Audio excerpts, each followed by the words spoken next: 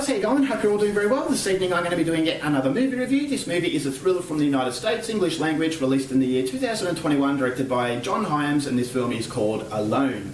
So Alone is about a woman who's leaving her life in the busy city because she suffered a traumatic event in the past, so she's packed up all her stuff, she put it in the trailer, and she's going to cross the state border. So she's going down a lonely stretch of highway, and then she runs into a very strange gentleman. Now at first she thinks he's harmless, but then the more she interacts with him, the further the day progresses, he just keeps popping out of nowhere. She starts to think, okay, something is up. But what she doesn't know is that this guy is actually a lot more harmful than she first thought, and she is about to experience a living nightmare. So what that nightmare is something you're going to have to find out for yourself, because that's as far as I'm going with my synopsis. Now my thoughts on Alone. Technically, this movie is brilliant, and that's the reason why I enjoyed it as much as I did. I went in there with the expectation that I was going to have a good time, but I wasn't quite prepared for how good a time I would actually have. And that is down to the fact that John Hyams knows exactly what he wants to do. And what he wants to do is create a thriller, create an old-fashioned, suspenseful movie.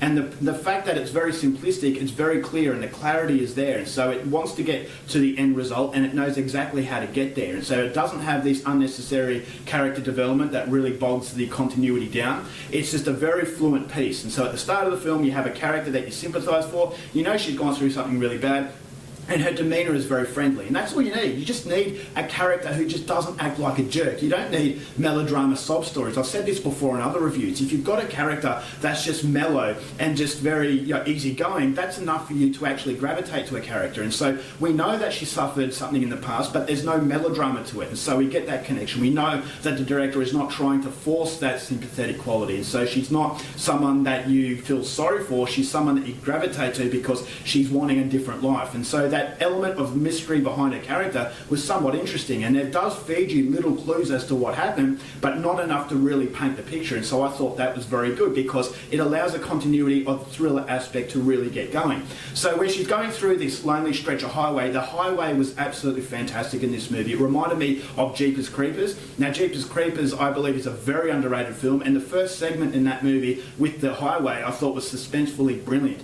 And this movie reminded me of that, just the very vast landscape and just how small this car was, how small this woman was compared to nature, and then all of a sudden that newfound threat. When this guy comes into the film, he's very, very strange, but straight away you know something's up, it's not quite right. But then as his behaviour becomes increasingly more bizarre, you realise she's in a lot of danger, she needs to get out of here. But you're never quite sure whether or not he's actually following her, if your first impressions were that right impression. You come across someone who's a little bit strange and you think to yourself, I really shouldn't be around this guy. You don't know why, but you just got that feeling. And so this movie invokes that feeling in knowing that this character is not safe. This guy is not...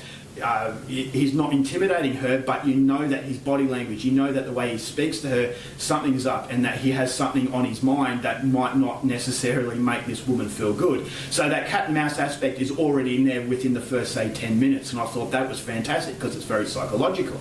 So the use of the camera I thought was brilliant.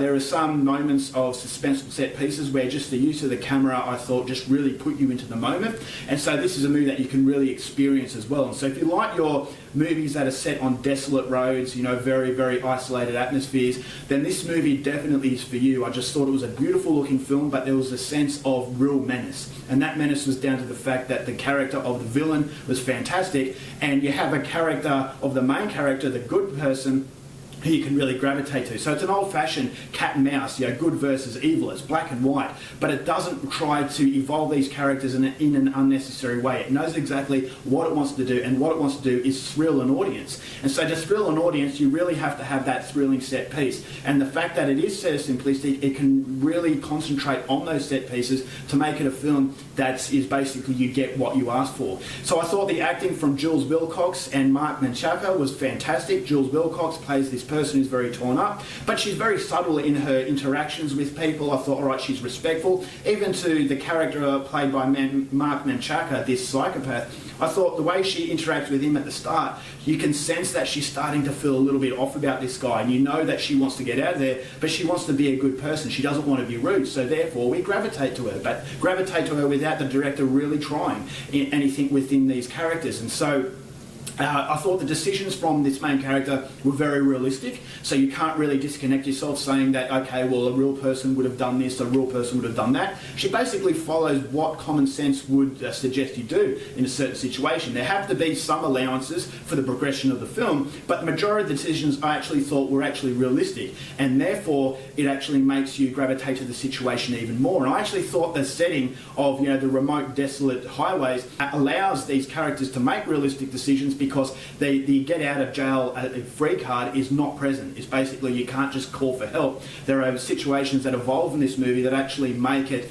very, very difficult for her to get out of the situation. So I thought Mark Menchaca's performance as this villain was absolutely fantastic. Very subtle once again. No one's really trying hard.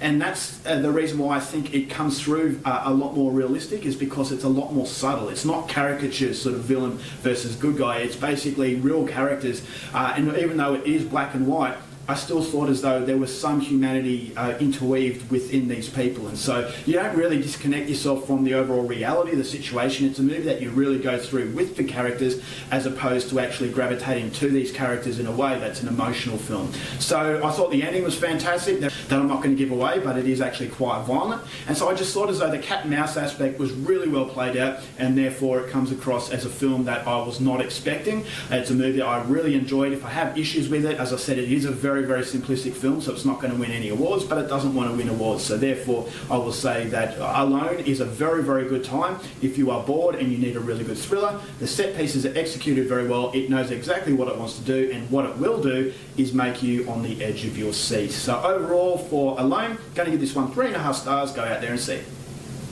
Alright guys, that's it for my review. Hope you enjoyed it. Till next time, keep watching movies, and I'll see you later. Bye.